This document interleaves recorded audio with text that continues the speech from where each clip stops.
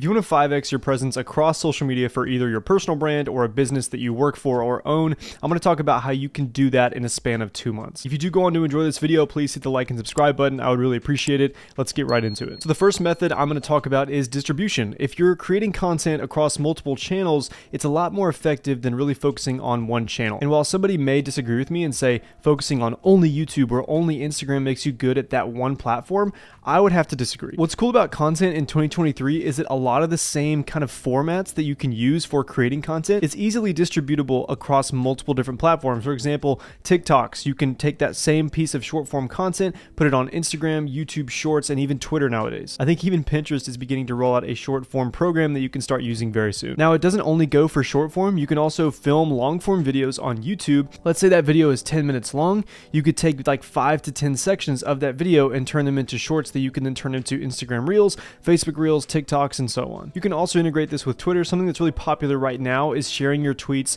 through the form of a reel, or just taking screenshots and creating a carousel on Instagram or TikTok or Facebook or things like that. You can also do this automatically. So if you want to dedicate 1 day a week to creating content, editing content, you can post on Loomly, or you can post on a platform like Buffer that's going to allow you to schedule those posts out for the following week, so you don't have to worry about it for a full week or even month. I know plenty of people that do this, and I do this for a lot of the businesses that I work with. I dedicate 1 day a month or week to creating a lot of content, putting them into Loomly, and then scheduling it out so I don't have to worry about the actual creation of the content part of the business. Number 2 is the actual content itself and the engagement that's driven behind it. So in order for people to stay on the video like this, I have to be extremely engaging. That's something that I'm still working on with my YouTube, but similarly to your Instagram or your Facebook or your YouTube Shorts or TikToks, you have to give somebody a reason to stick around. Especially if you want to grow organically, the thing that all algorithms look at is watch time and click-through rate. So if you clicked on this video and you watch it all the way through, that helps my video's chances of getting more and more views because YouTube pushes that algorithm. Same thing for Instagram, TikTok, Facebook, and now even Pinterest. So one of the ways you can do that is start with an engaging hook and then following it with proof. So for example, I would say something along the lines of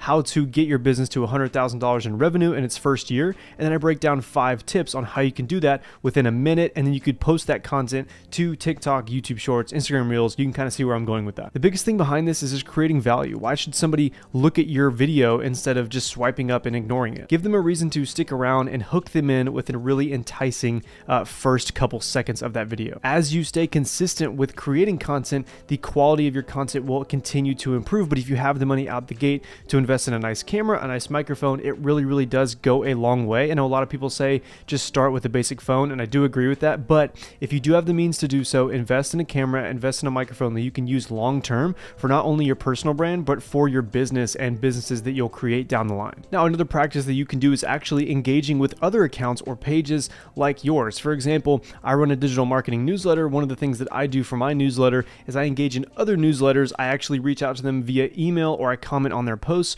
or I tweet at them asking to collaborate, or I just say things like, hey, this is an awesome post, keep up the good work. You know, kind of creating that social proof so that if down the line I wanted to reach out for a collaboration, I could do so. So if your business is like a local restaurant or a local shop, you can actually collaborate with a local shop or restaurant that would help drive engagement for both of you guys if you're not directly competing. You see this all the time with brands and actual faces of sponsorships, like for example, on NBA jerseys, on F1 cars, or even videos like this. Companies may reach out and say, hey, we want to slot in your video. That same kind of thing can happen if you actually engage on other pages. Somebody may want to reach out and sponsor you, or vice versa. Now, that's obviously a long game, but if you do this for like 10 to 20 minutes every single day for a full year, you're going to see a massive amount of growth without a dollar being paid. One more thing within the actual content of whatever you're creating, you want to make it aesthetically pleasing. So for YouTube videos, I try to put a lot of effort into my thumbnails. I have a guy that's really good at doing so. I upload the video and it looks really good on my page. Similarly, if you're an e-commerce business, you don't want to have just like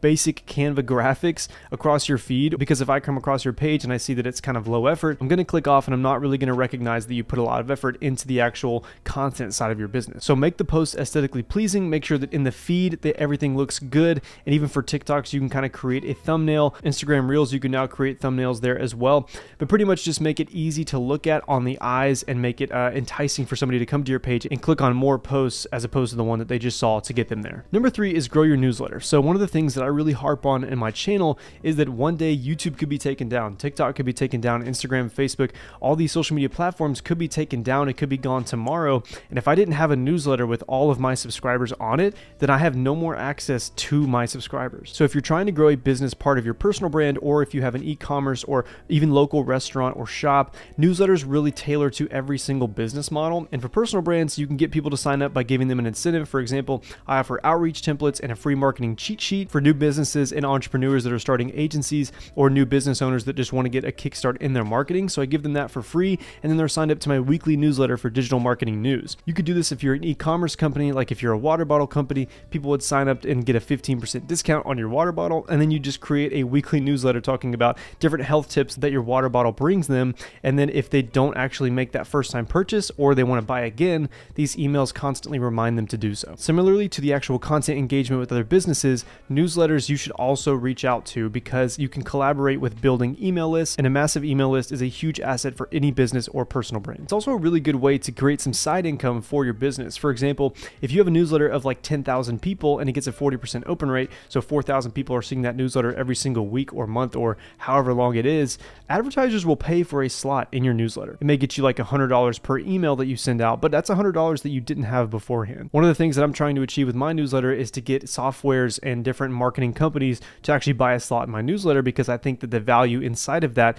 is driven because the list is compiled of only agency owners and new business entrepreneurs. So if your newsletter has like fitness or gym owners or health freaks or something along those lines, then if I'm like a protein bar company, I would definitely want a slot in your newsletter if thousands of people are opening it on a weekly basis. So use it as a sales funnel from your social media to actually purchasing a product, but also don't be afraid to monetize it. It could be a massive source of income on the side that you could then funnel into marketing your main business. The fourth and final tip I have for you is just staying consistent. Way too many people nowadays start a business, they don't have any success within the first couple months, and they give up. If you're staying consistent, you're creating content on a daily or weekly basis, and you do that for a full year, I guarantee that if you're doing it well and you're creating a newsletter on the side and you're just creating as much value as possible and distributing it across as many channels as you possibly can, that value is going to pay off. You're going to get people that follow you or your business. You're going to get newsletter signups. That's just the way that the world is going right now. So if you enjoyed this video and you did stay to this point, I really appreciate it. I'll put another video up here that I think could drive a ton of value for you. But until then, I'll see you in the next one. Peace.